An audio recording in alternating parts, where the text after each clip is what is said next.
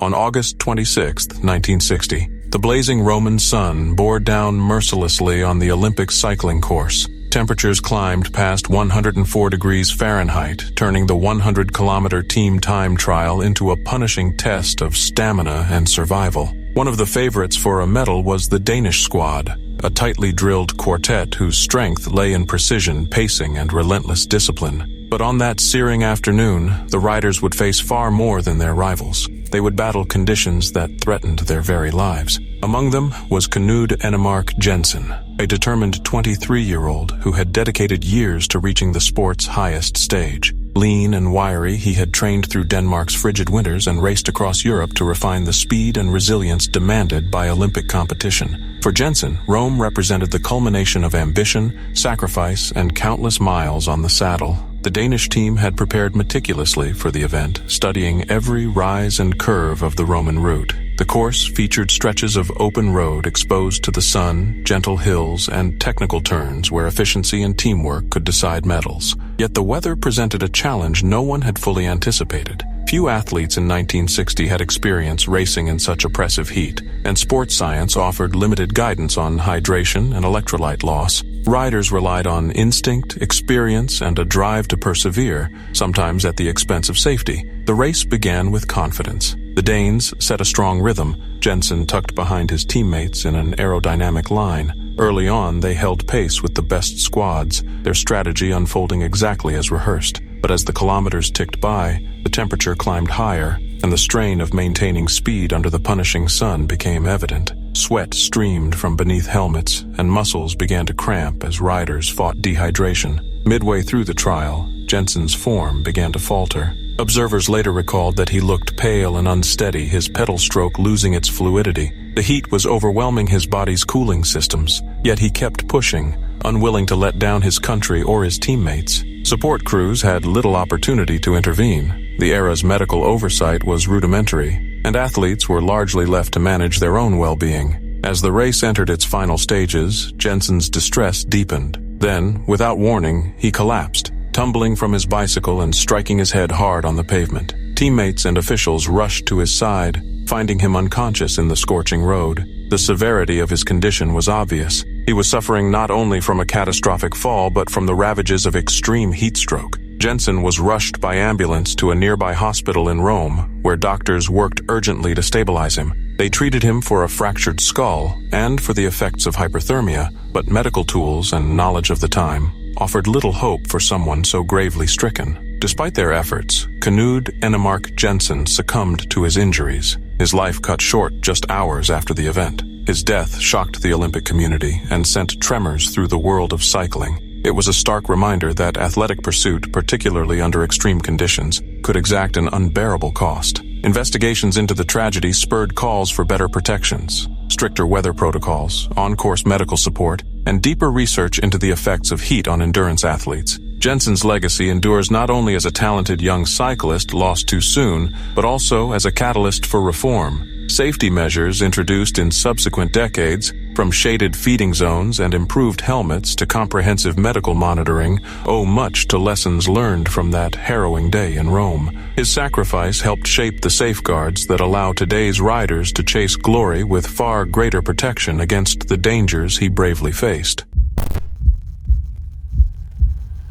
The ocean can give moments of pure joy, but it can also turn terrifying in the blink of an eye. For surfer Todd Gendel, the waters off Granite's Beach on South Australia's west coast became the setting for his final and most tragic ride. On a Tuesday morning in November, 55-year-old Todd paddled into the waves at Streaky Bay, one of the Eyre Peninsula's most famous surfing spots. A seasoned surfer who had traveled around Australia chasing the best swells, he was no stranger to the risks of the sea. But as he pushed further into the water, a deadly presence was waiting beneath the surface. Witnesses later described the shocking moment the attack happened. A large shark suddenly struck, knocking Todd from his surfboard. In front of horrified onlookers, the predator circled back and pulled him under. Panic and disbelief swept over the other surfers in the water. The ocean, which had moments earlier been a place of excitement, instantly became a scene of chaos and fear.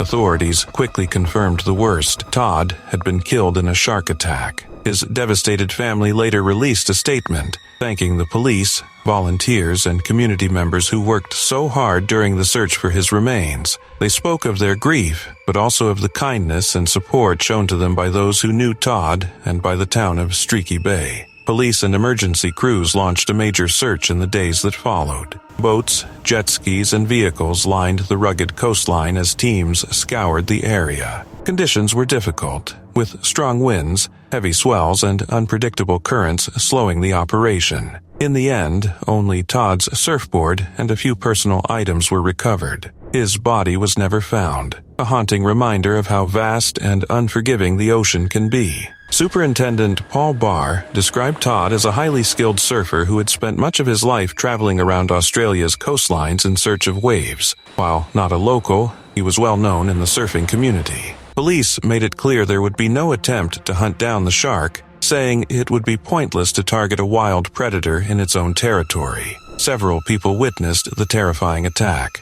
Jack Martin was standing on nearby cliffs and saw the moment Todd was knocked from his board before the shark returned to deliver the fatal bite. Another local, surfer Jeff Schmucker, raced to the scene on his jet ski hoping to find Todd alive. He managed to collect Todd's board, but instead came face to face with a massive, great white shark, as long as a car. Whether it was the same shark that attacked Todd, he couldn't be certain, but the sight confirmed the grim reality of what had just unfolded. The tragedy was not an isolated event. Just months earlier, in May, local teacher Simon Baccanello was also presumed dead after being attacked by a shark at Walker's Rock Beach, about 120 kilometers away. And in October, a woman suffered serious injuries when a shark bit her leg while she was swimming off Beachport in the state's southeast. South Australian waters, rich in marine life and renowned for their surf, had seen a disturbing string of shark incidents in a short period of time. Granite's Beach,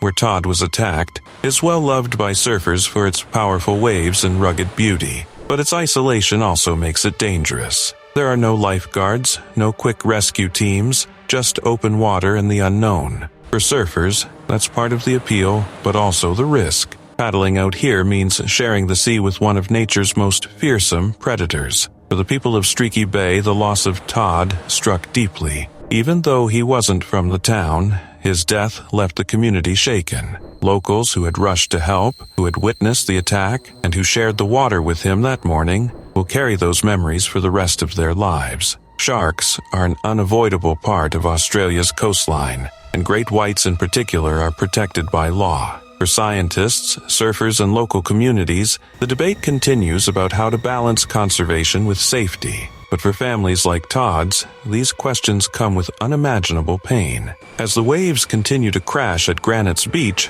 surfers still paddle out, drawn by the thrill and beauty of the ocean. Yet the memory of Todd Gendle's final moments will always hang over these waters. A sobering reminder that the sea, for all its wonder, is also home to dangers that no human can control.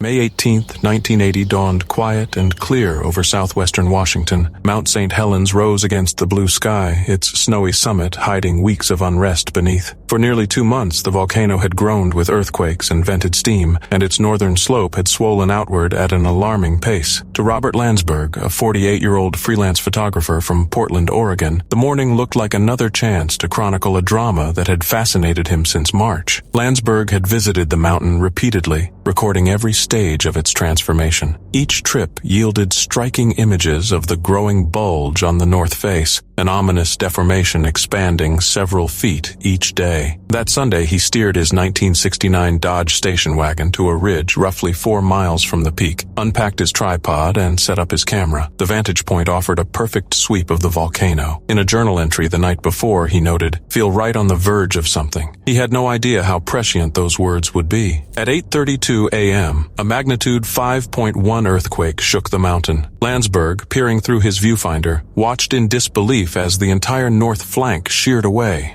Within seconds, a colossal landslide uncorked the volcano's interior, triggering the most devastating eruption in U.S. history. The blast released energy equivalent to thousands of atomic bombs. A dark gray wall of ash and gas shot skyward, while a searing lateral surge roared across the landscape at over 300 miles per hour. Even as chaos unfolded, Landsberg kept working. Frame by frame, his camera captured the eruption's opening moments. The rock slide, the rising column of ash, and the billowing pyroclastic cloud racing toward him. When escape became impossible, he acted with deliberate calm. He rewound the film into its canister, tucked the camera inside his backpack, and lay across it, shielding the record of what he had seen. Moments later, the torrent of superheated ash, hot enough to melt metal, swept over the ridge. Landsberg was killed instantly, one of 57 people claimed by the disaster. His body lay entombed beneath volcanic debris for more than 2 weeks. On June 4th, rescuers finally reached the site and found something extraordinary. The backpack had protected both camera and film from the worst of the inferno. Though the negatives were scarred by heat, they remained largely printable. When developed, the images revealed the eruption's birth with unparalleled clarity. They showed the expanding cloud in successive bursts, each frame documenting seconds of an event that reshaped an entire mountain. National Geographic published the photographs in 1981, preserving not only what Landsberg saw, but also the physical marks, scratches, bubbles, warped emulsion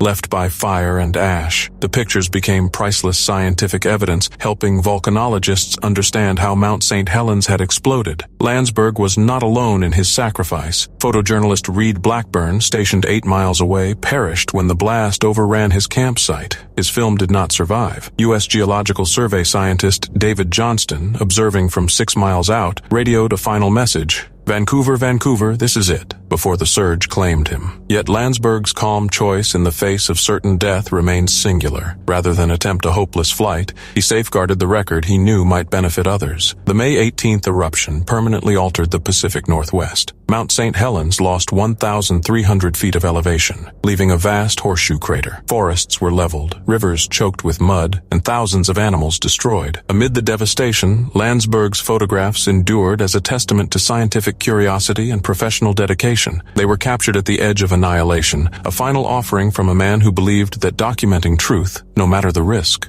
was worth everything.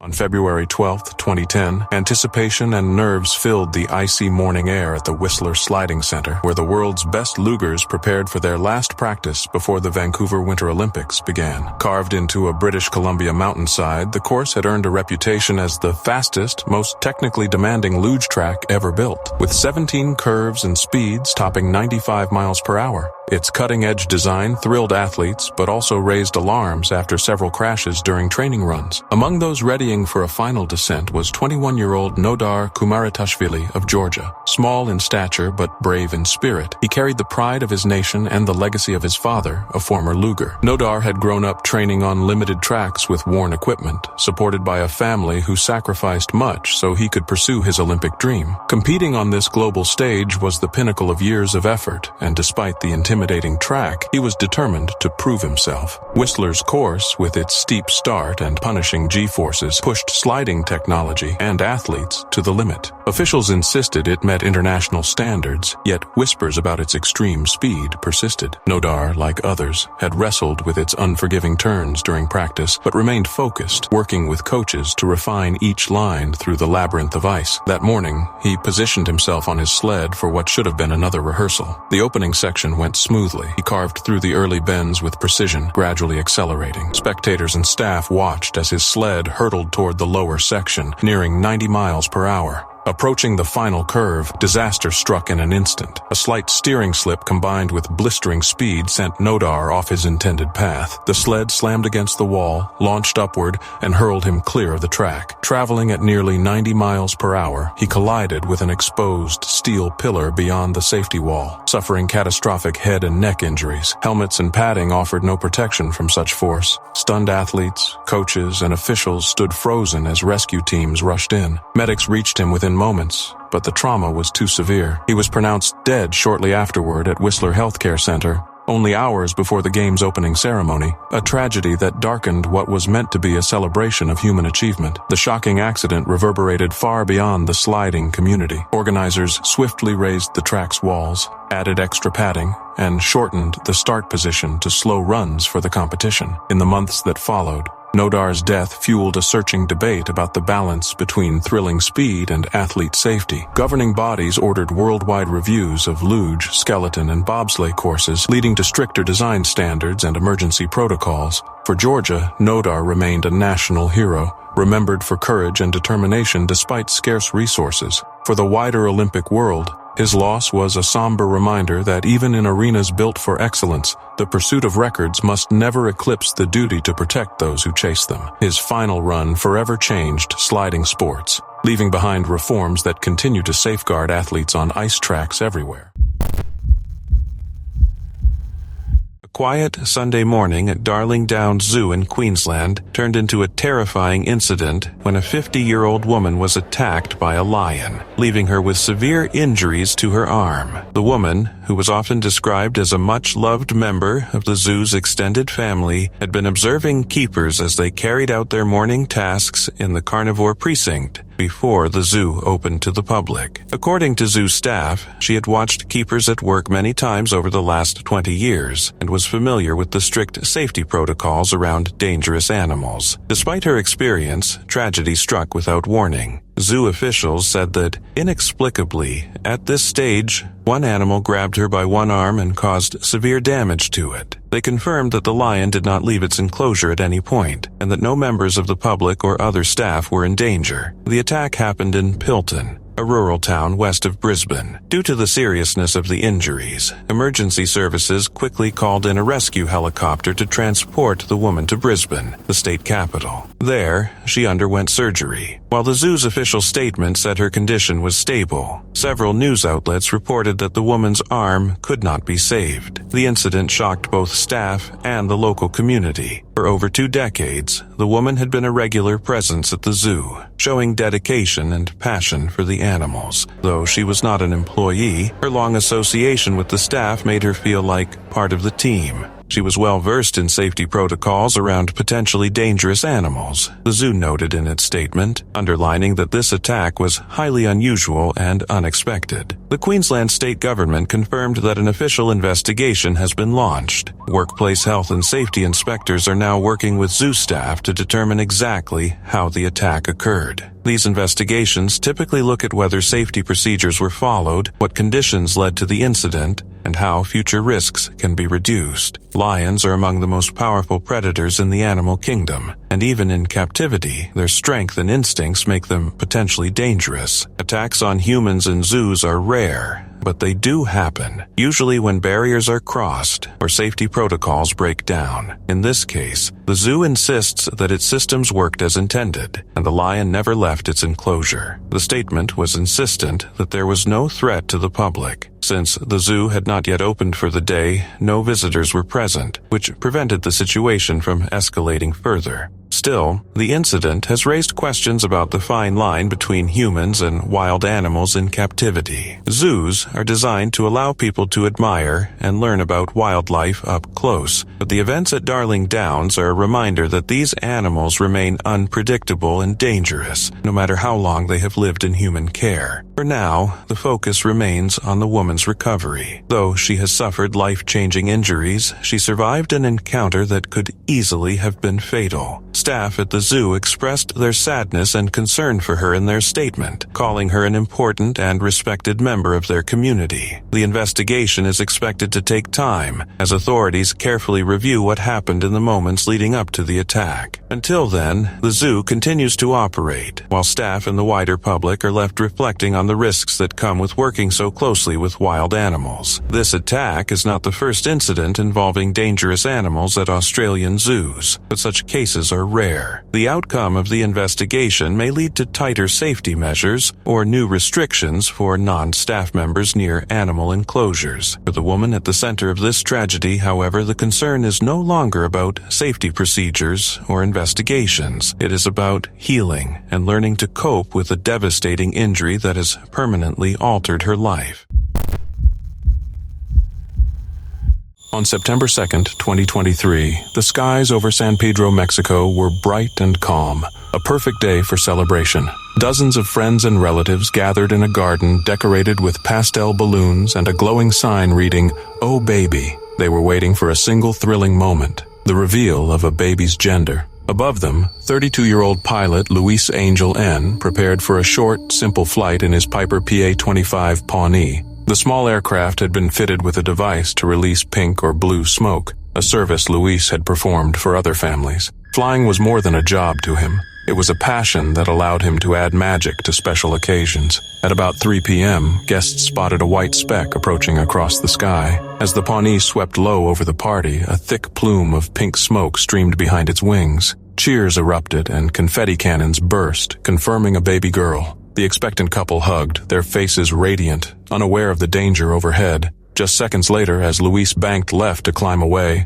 something went terribly wrong. Witnesses later reported seeing the aircraft's left wing flex and buckle. Video footage suggested the maneuver may have put excessive stress on the aging airframe, or an unseen weakness had given way. The wing snapped and the plane rolled violently into a spin. The Piper plunged from the sky, disappearing behind nearby trees. Most guests, still caught up in the moment, didn't hear the distant crash over the music. Rescue crews were dispatched within minutes. Firefighters and paramedics from the Sinaloa Red Cross found the wreckage only a few hundred yards from the celebration. Luis was alive but critically injured, pinned in the cockpit. They freed him and rushed him to a hospital, but he succumbed to his injuries soon after arrival. Clips of the tragedy spread rapidly online, shocking viewers with their contrast. The couple's joy framed against the aircraft's sudden collapse. Many were disturbed by how quickly the camera panned back to the smiling parents, unaware that the pilot who'd helped create their special moment had lost his life. Luis's death added to a growing list of accidents linked to extravagant gender reveal events.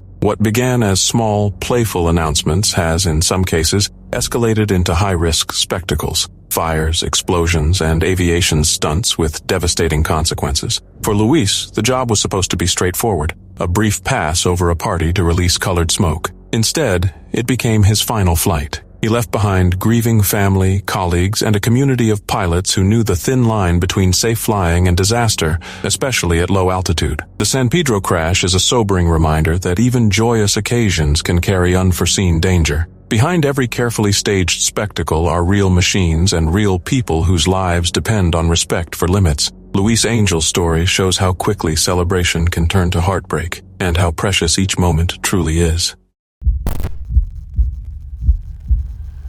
On July 14, 1912, the midsummer sun blazed over Stockholm, turning the Swedish capital into a furnace as marathon runners assembled at the Olympic Stadium. Ahead lay 40.2 kilometers of dusty roads stretching through the countryside, a course that would test even the most seasoned endurance athletes. By midday, temperatures approached 90 degrees Fahrenheit, a punishing heat few had anticipated. The Stockholm Games were only the fifth modern Olympics, held in an era when sports medicine was rudimentary, and safety protocols for endurance events barely existed. Water stations were sparse, medical support minimal, and athletes were expected to fend for themselves against the elements. Among the competitors was Francisco Lazaro, a determined 21-year-old from Lisbon, representing Portugal's first-ever Olympic marathon entry. He carried the pride of an entire nation on his lean shoulders. Portugal had little experience with elite athletics, and resources for training were scarce, yet Francisco's talent and perseverance had brought him to this world stage.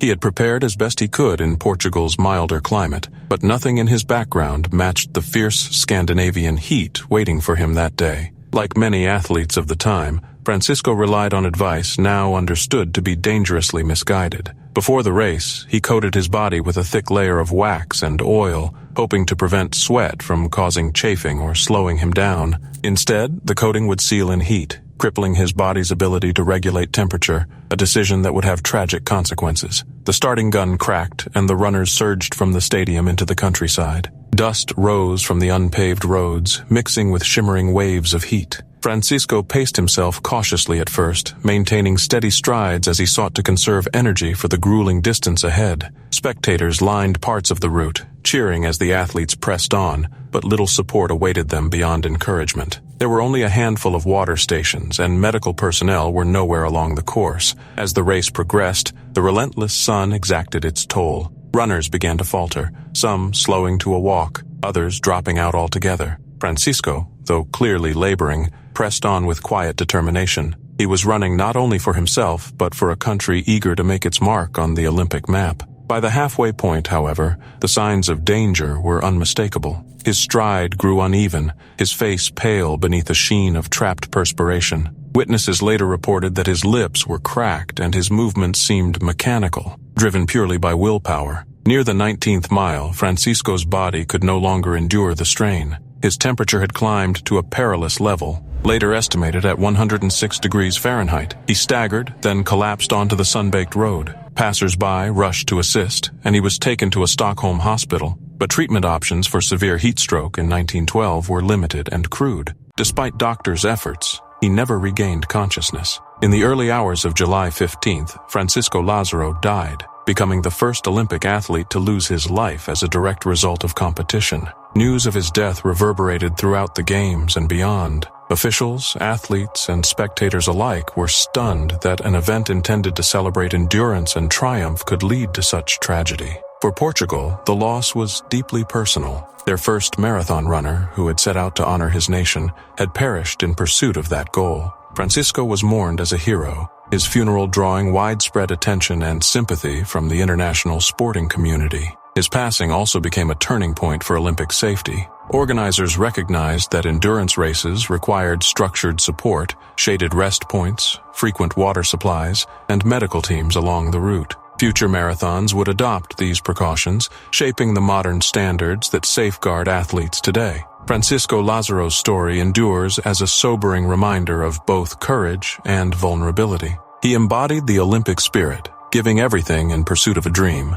Though his life ended far too soon, his sacrifice prompted reforms that have protected countless runners since that sweltering day in Stockholm. The sun was dipping low over Kagari, better known as Fraser Island, its waters glowing gold as families cooled off in the shallows of a lagoon. For one young girl, a carefree afternoon swim quickly turned into a nightmare that will haunt her and her family forever. Without warning, a wild dingo slipped out of the landscape and into the water, turning what should have been an idyllic holiday moment into a desperate fight for survival. The girl, a primary school student, had been splashing happily when the predator struck from behind. In an instant, it lunged at her head, its jaws clamping down as it tried to drag her beneath the surface. Witnesses described how the animal held her under the water for several agonizing seconds, long enough for panic to rise, long enough to feel the terrifying reality of a wild animal's strength. Her family rushed to her aid, tearing her from its grasp before the dingo could do more damage. When rescuers arrived, the child was shaken and bloodied, with bite wounds to her head and fingers. Paramedics treated her at the scene, doing what they could to ease her pain before she was lifted by helicopter into the sky and flown to hospital. Though her injuries were serious, she was stable, alive, and in the hands of doctors who would do everything to mend the wounds left by the attack. The Life Flight crew said their call came at 4:40 p.m. that Monday afternoon. Another reminder that danger on Kagari can arrive suddenly, even in the most ordinary of moments. Rangers from the Queensland Parks and Wildlife Service later confirmed the girl had been attacked while swimming in shallow water, where many visitors feel safe. The dingo is believed to have been an untagged male, one of about 200 that roam the island. Investigators are now working to track the animal involved, weighing how best to protect both people and the fragile wild population that has become so closely tied to the island's identity. Officials extended their sympathies to the girl and her family,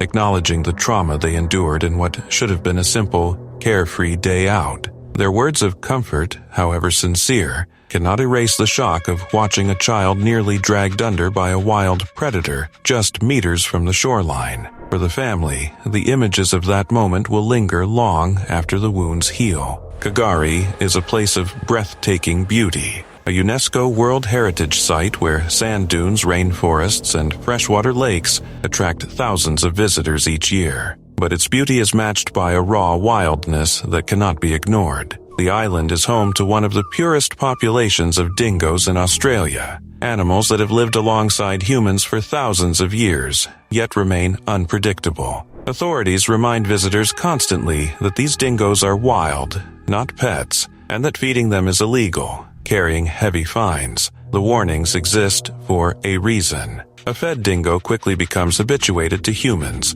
losing its natural caution and increasing the risk of attacks like this one. This incident was not the first. Only last year, a 5-year-old boy was also airlifted to hospital after being bitten on the head, arm, and buttocks during another beachside attack. These recurring encounters raise questions about how people and predators can safely share the island, and whether more measures are needed to protect both. For many Australians, dingoes are iconic, a symbol of the wild spirit of the land. But for families like this one, that symbolism will forever be shadowed by fear. The attack on the young girl is a stark reminder of the risks hidden in paradise. On Kagari, the lagoons may look inviting, the beaches may stretch endlessly, and the bush may whisper of ancient beauty, but the wild heart of the island is always present, always watching. Visitors step into the dingo's territory, and in that space, the balance between human enjoyment and animal survival can break without warning. As the girl recovers in hospital, her story joins a growing list of encounters that echo far beyond Queensland's coast. They are stories that remind us that the wild, while magnificent, is never truly safe. The island's dingoes will remain fierce and untamed, a part of Kagari's identity. And those who come to swim, camp, and wander must remember that here, more than anywhere, nature sets the rules.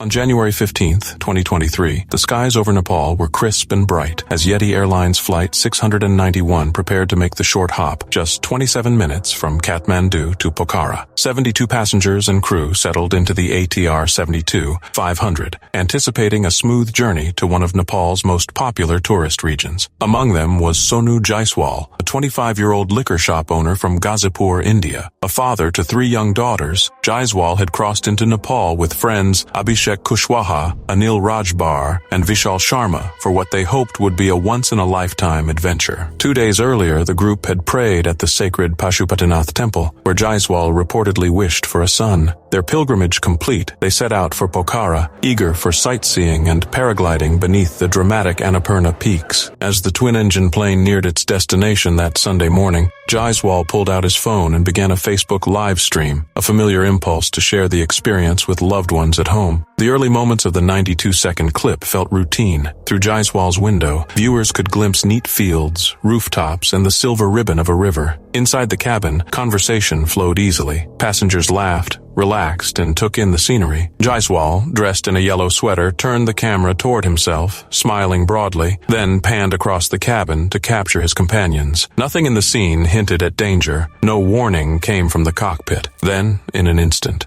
everything changed. The aircraft abruptly rolled to the left. Shouts of alarm filled the cabin as the phone's image shook violently. A shrill, mechanical noise, later identified as an engine warning, cut through the confusion. Flames flickered across the frame. Seconds later, the recording ended. Flight 691 had plunged into a gorge just beside Pokhara's newly opened international airport. All 72 people on board were killed, marking Nepal's worst aviation disaster in 3 decades. Nearly 270 miles away in Ghazipur, news bulletins soon flashed images of scorched wreckage and rising plumes of smoke. For the Jaiswal family, disbelief turned to anguish when they learned that Sonu's live video, already spreading across social media, showed the crash from inside the cabin. "We couldn't believe it until we saw the footage," said his brother Deepak. "It was unbearable." Investigators later concluded that the plane entered an aerodynamic stall as it lined up to land. Cockpit data indicated the crew had requested a runway change moments before impact. Whether pilot error or mechanical fault caused the loss of control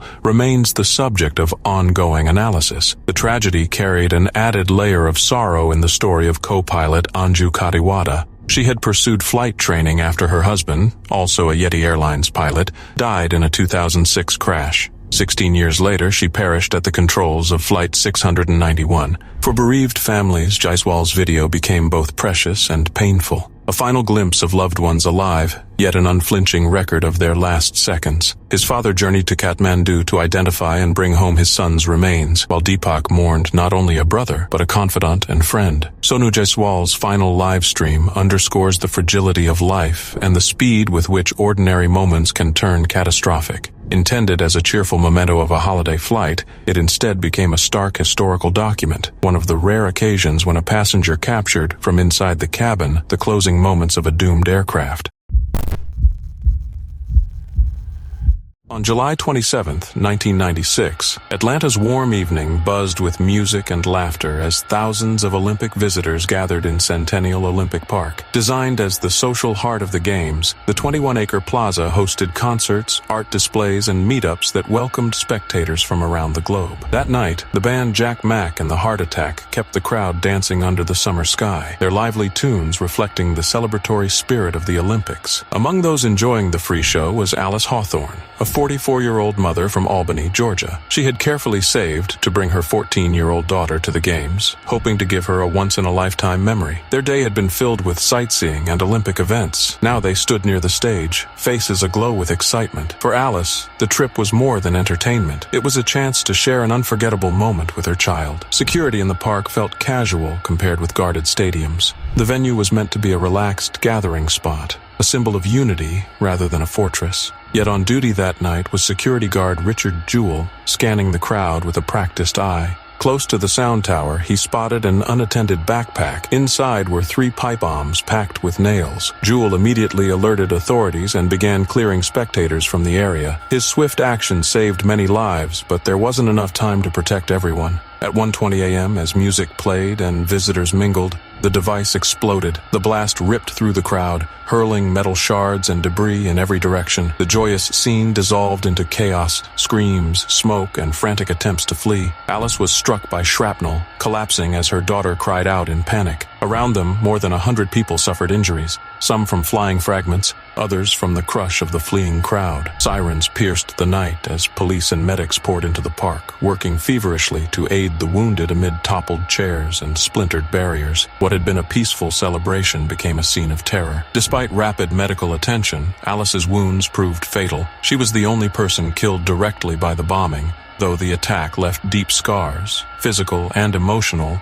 on many others. Her daughter survived, but was forever changed by the traumatic loss. The Centennial Olympic Park bombing shocked the world and shattered the sense that the Games were a sanctuary from violence. Yet, even as investigators searched for the perpetrator, the Olympics continued with tightened security. Within hours, checkpoints and bag inspections were strengthened across all venues, and safety planning became an urgent priority. Alice Hawthorne's death came to symbolize the vulnerability of spectators at global events. Her story spurred sweeping reforms in how the Olympics manage public spaces, leading to the comprehensive screening procedures and visible security presence now standard at every Games. Though her life was cut short in a moment meant for joy, the lessons drawn from that tragedy helped safeguard millions of future visitors, ensuring her sacrifice left a legacy of protection. Camping in northern Australia often feels like stepping into another world. The nights are quiet, the skies are filled with stars, and the only sounds are the soft ripples of water and the rustle of trees in the breeze. For 19-year-old Peter Rousel, that stillness seemed safe as he set up camp one Sunday night by the edge of the water. But in Australia's wilderness, peace can vanish in an instant. What began as a calm night turned into a fight for his life when one of the country's most feared predators came out of the dark. At around 4:30 in the morning, Peter was suddenly jolted awake by a pain so sharp it barely felt real. Something was clamped tightly onto his right foot, shaking with brutal force. In the blur between sleep and panic, he looked down and saw what most people hope never to face up close. A saltwater crocodile, at least 3 to 4 meters long, had latched onto him. It was a nightmare made real, the kind of danger that locals warn about but many visitors don't fully believe until it happens. Crocodiles are built for ambush. They strike with shocking speed, their jaws snapping shut with bone-crushing power before dragging their prey into the water for the infamous death roll. Few survive once they are caught, but Peter didn't freeze.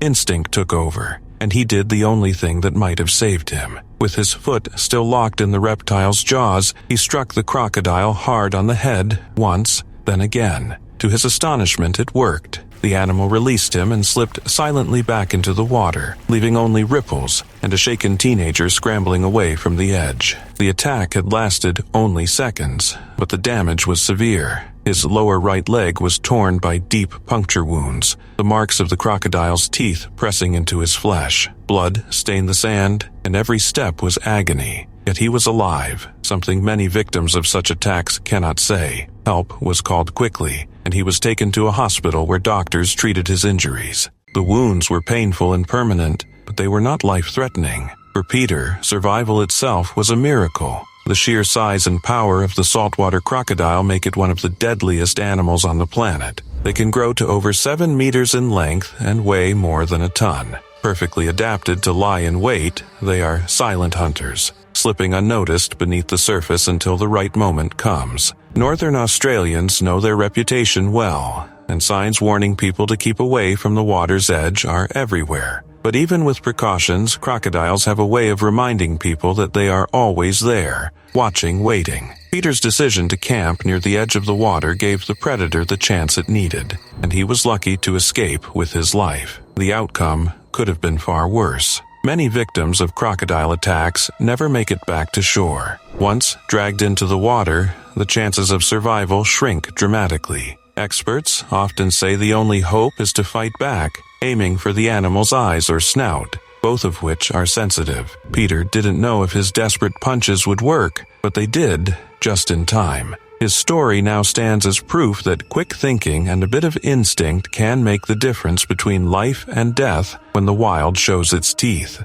As Peter recovers from his wounds, his terrifying encounter remains a powerful reminder of the dangers hidden within Australia's beauty. The stars may shine brightly, the rivers may look calm, and the bush may whisper with a peaceful breeze, but in the shadows lurk creatures older and stronger than we can imagine. For a 19-year-old camper on a quiet night, that truth became terrifyingly real. And while his scars will fade with time, the memory of jaws clamping down in the dark will never leave him. On October 1st, 1995, the air at Niagara Falls carried a brisk hint of autumn as thousands of visitors crowded the overlooks to watch the famous cataract hurl itself 167 feet into the gorge. Among them was Robert Overacker, a 39-year-old from Camarillo, California. A graduate of a professional stunt school, he had spent 7 years preparing for a feat he believed would combine spectacle with purpose, riding a jet ski over Horseshoe Falls while deploying a rocket-powered parachute. This was not, he insisted, just about chasing thrills. On the side of his craft, he had painted a message: "Save the homeless," hoping the stunt would draw attention to people living on the streets. Waiting nearby were his brother Michael Zurich and friend Christopher Yeaman, cameras in hand, ready to film what they believed would be a breathtaking but safe descent. None of them imagined they were about to document his final moments. At 12:35 p.m., Overacker eased his jet ski into the Niagara River near the Canadian power plant. The engine whined as he accelerated toward the roaring curtain of water, expertly steering through treacherous rapids. Twice before he had come to the falls, only to abandon the attempt under pressure from friends. Now, after meticulous planning, he seemed calm and focused. As he neared the brink, tourists raised cameras of their own. A German visitor, Manfred Baldus, recorded the scene as the craft sped forward, spray flying, determination etched across Overacker's face. Reaching the edge, he released the handlebars and thrust both arms skyward in triumph, beginning the 167-foot plunge. Those seconds were meant to end with his parachute bursting open, slowing his fall so he could splash safely into the turbulent basin. Instead, to the crowd's horror, nothing happened. Later reports suggested the harness might not have been fastened correctly, leaving the chute unable to deploy. For 5.6 heartbeats, he dropped unprotected, perhaps realizing the system had failed. He hit the churning river below with devastating force. As one park dispatcher later noted, "From that height, water is like concrete." A few onlookers thought they glimpsed him swimming, but rescuers would conclude it was only the rapids tossing his body. Crew members from the Maid of the Mist tour boat hauled him from the water and tried to revive him, but Overacker was pronounced dead about an hour later at Niagara General Hospital. He became the 15th person since 1901 to intentionally go over Niagara Falls in or on a device, and the 5th to die attempting it. Overacker left behind his wife Lori and a stunned circle of friends and family. In the years since, several others have attempted similar plunges. A few have survived, 2 have not. Yet Overacker's leap remains one of the fall's most haunting tragedies, largely because of the video that captured his doomed flight. In the recording, he appears victorious, arms raised, unaware that safety lay only in the chute that never opened. What was meant as a daring statement for a worthy cause instead ended in heartbreak. His story endures as a sobering reminder that even the most carefully planned adventure can turn lethal in an instant, and that behind the spectacle are real people, with hopes, convictions, and loved ones left to mourn. On February 22, 1992, crisp alpine air swept over Les Arcs, France, as Olympic spectators gathered to watch an event unlike any other. Speed skiing, featured as a demonstration sport at the Albertville Games, pushed competitors to exceed 120 miles per hour on sheer mountain slopes. That morning promised flawless conditions. Clear skies, a meticulously prepared course, and snow firm enough for record-breaking runs. It would also be the last time the sport appeared on the Olympic program. Among the athletes preparing was Switzerland's Nicolas Boquetet, a 27-year-old veteran of this perilous discipline. Years of training on treacherous slopes had honed his lean physique and precise technique. Within the tight-knit speed skiing community, Nicolas was admired for his composure and mastery of high-velocity dynamics. For him, the Games were a chance to validate a career spent chasing a sport that demanded as much courage as skill. He knew this Olympic appearance might be his only one, and he intended to make it count. The Les Arcs course was notorious for its steep gradient and potential to shatter records. Nicolas had prepared meticulously, testing equipment, studying each section, and fine-tuning his aerodynamic suit to reduce drag. Teammates believed he was a legitimate contender for the podium in this short-lived Olympic showcase. On the morning of the finals, Nicolas joined teammates on a nearby public slope for a warm-up. The run was intended to loosen muscles and sharpen focus before their official attempts. Conditions were nearly perfect. Excellent visibility, solid snow, and calm winds. Everything about the moment felt routine to an athlete who had spent years flirting with speed's edge. As Nicolas descended, he encountered a small rise in the terrain. Skiers in this discipline often glide airborne for brief seconds, and he handled the bump with practiced ease. But as he landed, a danger appeared. An active snow grooming machine maneuvering along the slope. Its lights flashed and its siren blared, but Nicolas was traveling far too fast to divert. Within an instant, he collided with the massive snowcat. The impact was catastrophic, causing injuries that claimed his life at once.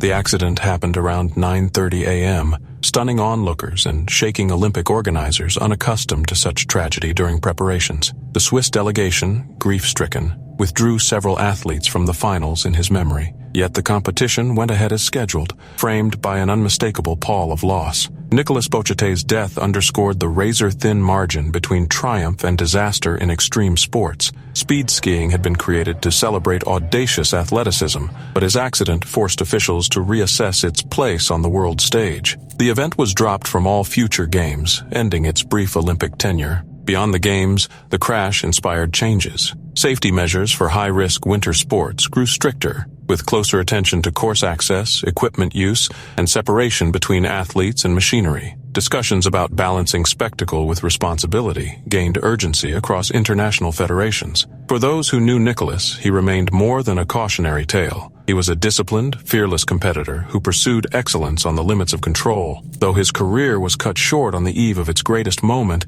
his legacy influenced how organizers safeguard athletes in dangerous pursuits. The mountain where he fell continues to echo his commitment to a sport that demanded everything: speed, precision, and an unflinching heart.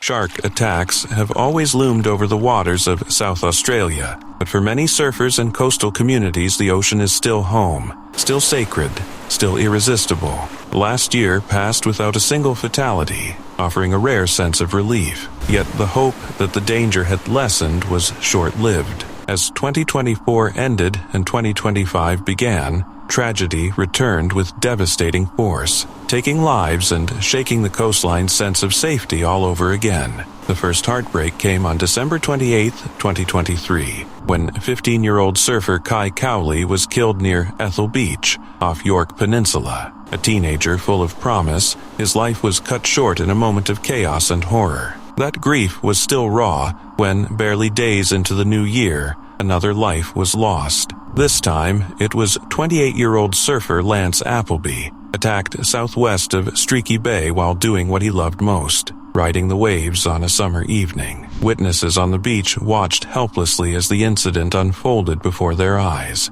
It was brutal, sudden, and irreversible, leaving the community stunned in silence. The police confirmed the loss, but no official words could soften the blow. For locals who knew Lance, the pain ran deep. He wasn't just another name in the headlines. He was part of the town's history, remembered as a talented footballer, a premiership winner, a man with an easy smile and a knack for making people laugh. To the Marble Range Football Club, where he once played, he was more than a teammate. He was family. Their tribute called him a heart of gold, someone adored by everyone who knew him. His death wasn't just a tragedy in the water, it was a wound across the entire community. In towns like Streaky Bay, these losses are felt collectively. People grow up together, surf together, play sports together. When one is taken, everyone mourns. Local resident Jeff Schmucker, who had known Lance since he was a baby, said the news left people numb. Fear was settling in too,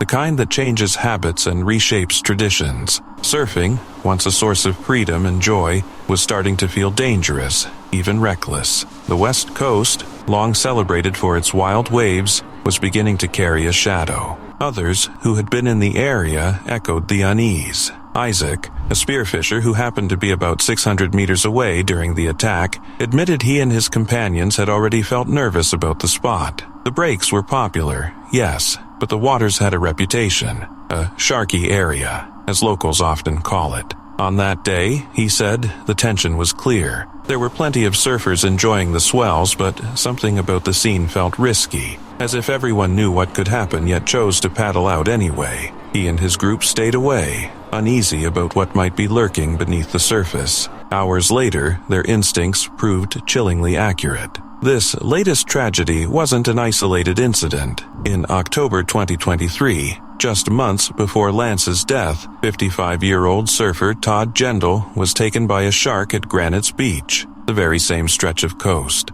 Witnesses said he had been knocked from his board before vanishing into the sea. Earlier that same year in May, a much-loved teacher named Simon Baccanello lost his life to a shark near Elliston, roughly 120 kilometers from Streaky Bay. In less than 2 years, South Australia had endured 4 fatal shark attacks. For a region so deeply tied to the ocean, that number was staggering. The questions, of course, have grown louder. Why does it feel like these attacks are happening more often? Some locals, like Schmucker, believe the great white shark population has surged since gillnet fishing was banned along the west coast around 15 years ago. Others point to the 25th anniversary of great white protections, with conservation measures introduced after the species was declared vulnerable to extinction. While protections have undoubtedly helped preserve these apex predators, they have also left coastal communities wrestling with fear, wondering whether safety has been sacrificed in the process. Scientists and surfers alike have called for closer study of whether the protections are linked to the apparent increase in encounters.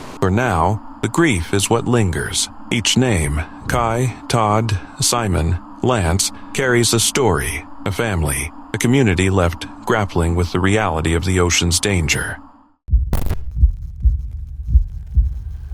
In July 2013, the rooftops of St. Petersburg shimmered in the warmth of summer, inviting thrill seekers to test their nerve against the open sky. Among them was Pavel Kashin, a 24-year-old Russian freerunner whose daring stunts had already made him a star in the world of parkour. To him, the city's skyline wasn't scenery. It was a stage where he could turn gravity into an art form. That afternoon, Kashin stood on the ledge of a 16-story residential block, the street stretching below like a map. The strip of concrete beneath his sneakers measured barely 3 feet across, a fragile border between life and a 200-foot fall. Most people would freeze at such a height. For Kashin, who had trained his body to leap, flip, and land with flawless precision, the risk was part of the craft. Beside him, a friend steadied a camera, ready to record what Pavel hoped would be his most breathtaking stunt yet, a backflip from the edge, landing safely on the same ledge. It was a move that had drawn millions of views online, earning him thousands of followers who marveled at his control over peril. He had practiced similar flips many times, rehearsing every detail, the push from the toes, the tucked spin, the pinpoint landing. Yet on this ledge, The margin for error was non-existent. Cashin inhaled, centering himself as adrenaline surged. He sprang upward, arching into a perfect backward somersault, body taut and balanced against the wind. For a heartbeat, everything went exactly to plan. His feet touched the ledge, but something felt off. Perhaps his shoes found a slick patch of concrete, or the landing was a fraction too far back. Whatever the cause, stability slipped away. The camera froze his final moment upright. Arms spread, knees bent, a look of fierce concentration as he teetered over the abyss. In an instant, control gave way to gravity. Cashin pitched backward, vanishing from the frame, plummeting the full height of the building. The 4-second fall ended with a catastrophic impact on the pavement below. Emergency services rushed to the scene, but there was nothing they could do. Pavel Cashin was pronounced dead where he landed. His career and life ended by a single misstep. News of his death swept through Russia's parkour and free-running communities, reverberating across social media where he had once been celebrated for elegance and bravery. Friends mourned a pioneer who had pushed the sport's limits and inspired others to follow. He was not the first to be lost to the unforgiving edge of rooftops. The year before, a young woman in the same city had died during her very first parkour lesson after falling 17 stories. But Cashin's stature made this tragedy resonate far beyond local headlines. In an unusual decision, Pavel's parents allowed the publication of the still image showing him at the peak of his stunt, balanced on the brink. They hoped it might caution others about the real dangers behind urban acrobatics, particularly roof-topping, the practice of performing on the ledges of tall buildings without safety gear. Today, that photograph endures as one of the most haunting images in the history of parkour. It captures both the grace and the peril that defined Cashin's short life, a young athlete suspended between triumph and disaster, moments from an irreversible fall. For those who continue to chase the rush of high-altitude stunts, his story is a sober reminder that skill cannot always outmatch gravity, and that every leap carries consequences as real as the city streets far below.